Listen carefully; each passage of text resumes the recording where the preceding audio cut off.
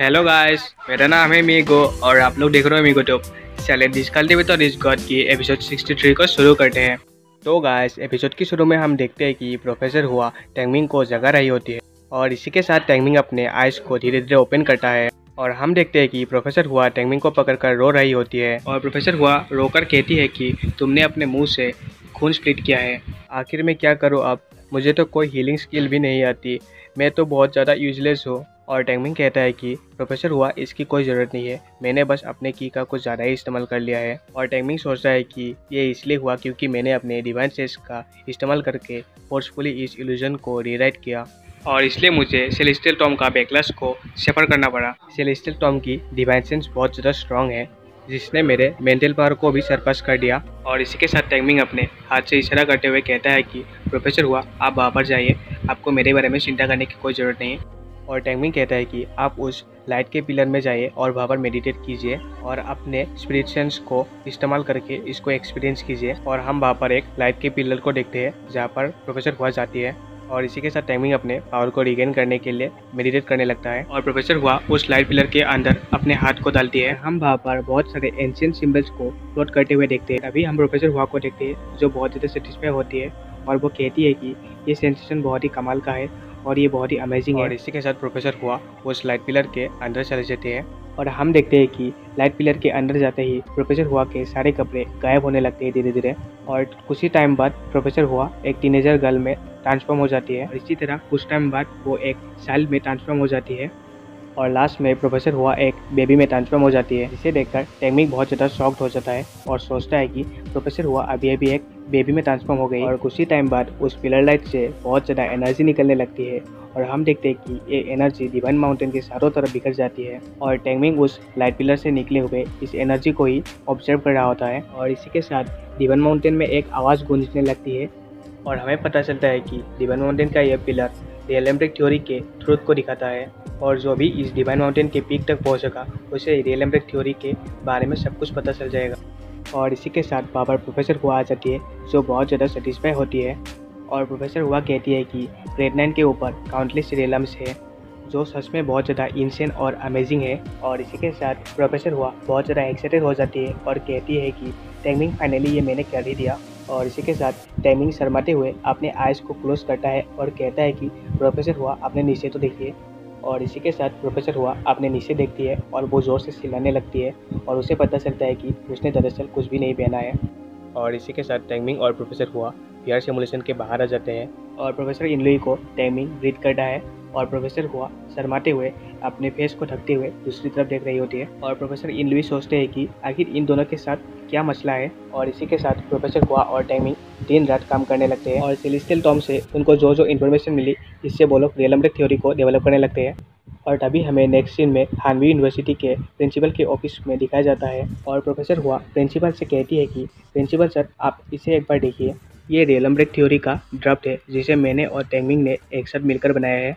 और principal shock होकर कहता है कि क्या रियलम्ब्रिक थ्योरी। और इसी के साथ वो उस ड्राफ्ट को देखने लगते हैं और रियलम्ब्रिक थ्योरी के ड्राफ्ट को प्रिंसिपल पढ़ने लगता है और यहाँ पर वो पढ़ते हैं कि रियलम्ब्रिक थ्योरी एक ऐसा फ्यूजन और एक्सचेंज मेथड है जो दरअसल माइंड एनर्जी और बॉडी में होता है और जब स्पिरिट एनर्जी बॉडी में मूव होता है तो ये हमारे बॉडी को रिफाइन करती है और जब बहुत सारी स्पिरिट एनर्जी एक साथ मिलते हैं तो ये की में ट्रांसफॉर्म होता है और जब स्पिरिट एनर्जी कॉन्डेंस होता है तो ये डिवाइन सेंस में टर्न होता है और इसे ही बॉडी की और माइंड का फ्यूजन कहते हैं। और प्रिंसिपल कहता है कि अच्छा तो ये ऐसे काम करता है। प्रिंसिपल सोचता है कि मैंने ये एक्सपेक्ट नहीं किया था कि मैं रियलम्ब्रिक थ्योरी को मरने से पहले ही विटनेस करूँगा। और प्रिंसिपल सोचता है कि अगर मैं थोड़ी सी और हार्ड वर्क कर लेता तो शायद से मैं रियलम्ब्रिक तक पहुँच जाता और शायद से मैं बैटलफील्ड में दोबारा जा सकता। और तभी टैंगमिंग कहता है कि रियलम्ब्रिक थ्योरी भले ही बहुत ज़्यादा अच्छी है पर ये बस ग्रेड 10 कल्टिवेटर्स के लिए यूजफुल है।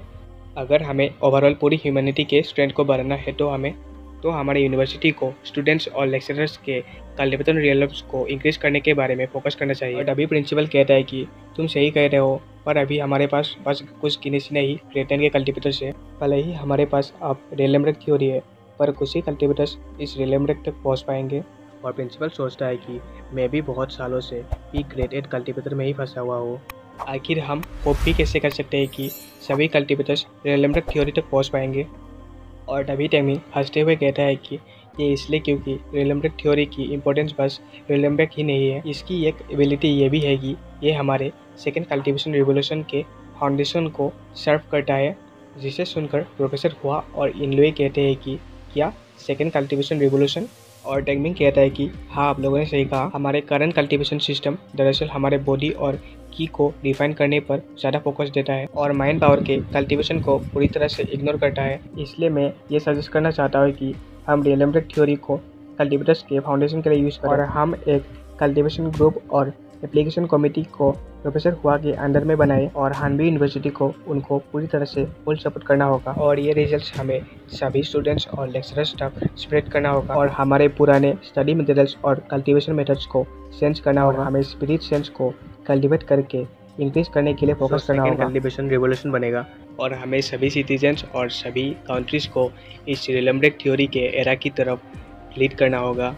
और तभी टेंगमिंग सोचता है कि मैं अपने कल्टीवेशन रिलेम्स को इतने जल्दी इंक्रीज इसलिए कर पाया क्योंकि मेरे पास लेफ्टन रिफाइनमेंट आर्ट थी जो मेरे बॉडी और की को सेलुलर लेवल पर डिफाइन ही नहीं करता बल्कि ये मेरे मेंटल पावर को भी इंक्रीज करता है। और जैसा कि इन्होंने कहा कि स्पिरिट एनर्जी कॉन्डेंस होने पर डिवाइन सेंस में बदल जाती है और जब तुम्हारी डिवाइन सेंस और माइंड एक साथ मार्च होते हैं तो ये एक स्ट्रॉन्ग मेंटल पावर के गाइडेंस में बॉडी और इनर्जी को परफेक्टली फ्यूज करते हैं जो एक पर्सन को ब्रेक थ्रू करने के लिए हेल्प करता है। और तभी प्रिंसिपल कहता है कि क्या सेकेंड कल्टीवेशन रिवोल्यूशन एक ऐसा एरा जब सभी लोग रिलेम्ब्रेक तक पहुंच जाएंगे।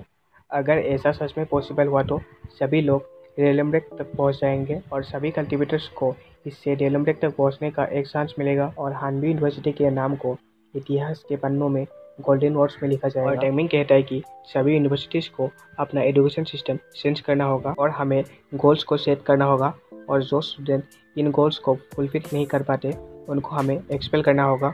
और ग्रेजुएशन के लिए लोएस्ट रिक्वायरमेंट ग्रेड 3 से मिड 4 तक होगा और सभी स्टूडेंट्स को कल्टीवेशन क्लब से लिया गया टेस्ट में पास करना होगा और हमें उन स्टूडेंट्स को रिसोर्सेज प्रोवाइड करना होगा जो इसके हकदार होंगे और हमें आइटम एक्सचेंज और ग्रीन लाइट वाटरिंग सिस्टम के रूल्स को चेंज करना होगा। और तभी प्रोफेसर इनलुई कहते हैं कि प्रोफेसर हुआ, आपको एक बहुत ही आउटस्टैंडिंग स्टूडेंट मिला है। और हानबी का प्रिंसिपल कहता है कि पर मैं ऐसा नहीं कर सकता और इसी के साथ प्रिंसिपल कुछ काउंट करने लगता है और कहता है कि ऐसा नहीं है कि मैं ये करना नहीं चाहता और मुझे नहीं लगता कि ये सब करने के लिए हमारे पास इतना बजट होगा। और प्रिंसिपल सोचता है कि और ये बहुत ज़्यादा मुश्किल होगा कि हम एक माइंड कल्टीवेशन ग्रुप को प्रमोट करें और हमारे पास एक चांस है कि हम अपने कल्टीवेशन सिस्टम को चेंज कर सकते हैं। और प्रोफेसर हुआ कहती है कि आपने ये सही कहा, फाउंडिंग ही हमारी मेजर प्रॉब्लम है, नहीं तो हानबी कभी भी मेरे रिसर्च में से पैसे नहीं काटते। और टेंगमिंग कहता है कि आपको इस बारे में ज़्यादा टेंशन लेने की ज़रूरत नहीं है, हम 10 एनिवर्सरी टूर्नामेंट के चैम्पियंस हैं और हमें एक टूर्नामेंट से ह्यूज अमाउंट मिला है और जिया फार्मास्यूटिकल्स में मेरा 30% शेयर्स है। जिसे सुनकर सभी लोग बहुत ज़्यादा शॉक्ड हो जाते हैं और कहते हैं कि क्या तुम्हारे पास 30% शेयर्स है जिया फार्मास्यूटिकल्स के। और हानबी के प्रिंसिपल कहता है कि जिया फार्मास्यूटिकल्स एल्काइड के फिक्स सप्लायर है जो कल्टीवेटर एलायंस को एल्काइड ड्रग सप्लाई करता है और जिया फार्मास्यूटिकल्स की मार्केट वैल्यू अभी 100 बिलियन है। अगर तुम्हारे पास जिया फार्मास्यूटिकल्स के 30% शेयर्स है तो फिर तुम 30 बिलियन RMB के मालिक हो। और प्रोफेसर इनलुई और प्रोफेसर हुआ बहुत ज़्यादा शॉक्ड हो जाते हैं क्योंकि प्रिंसिपल बहुत तेज़ी के साथ टेंगमिंग की तरफ जाकर उसके हाथ को पकड़ लेते हैं। और तभी प्रिंसिपल बहुत ज़्यादा खुश होकर टेंगमिंग से कहता है कि टेंगमिंग, तुम्हारा बहुत बहुत शुक्रिया, तुम्हारे इस कंट्रीब्यूशन से सभी ह्यूमैनिटी का भला होगा। और प्रिंसिपल सोचता है कि टेंगमिंग तो एक सीक्रेट मिलियनर निकला। और इसी के साथ प्रिंसिपल कहता है कि टेंगमिंग, तुम हमारी यूनिवर्सिटी के सभी ट्रेनिंग ग्राउंड और इक्विपमेंट्स को यूज़ कर सकते हो। अगर तुम्हारे लाइफ में कभी भी कोई स्टडी रिलेटेड प्रॉब्लम आए तो मुझे ज़रूर बताना। और टेंगमिंग अपने क्रेडिट कार्ड को प्रिंसिपल को दे देता है और टेंगमिंग कहता है कि आपका बहुत बहुत शुक्रिया प्रिंसिपल।